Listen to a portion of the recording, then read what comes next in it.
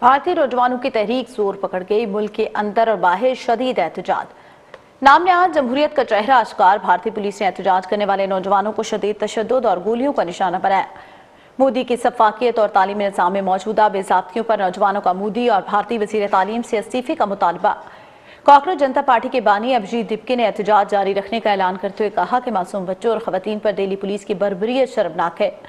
مودی نے پولیس کو غنڈہ گردی پر لگا رکھا ہے۔ بھارتی اپوزیشن رہنما راہل گاندھی نے بھی مودی اور پولیس کی غنڈہ گردی کو پرامن جمہوری احتجاج کرتے بھارتی نوجوانوں کی تذلیل قرار دی۔ عالمی جریدہ الجزیرہ کے مطابق بھارتی پولیس نے پارلیمنٹ کی جانب سے جانے والی سڑکوں پر پھیلنے والے ہجوم کو روکنے کے لیے نوجوانوں کو بدترین تشدد کا نشانہ بنایا۔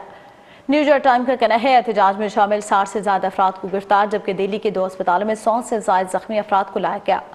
بلومبرگ کے مطابق انسانی حقوق کی تنظیموں نے بھی نوجوانوں کے احتجاج کے دوران بھارتی پولیس کی سفاکیت کو شدید تنقید کا نشانہ بنایا۔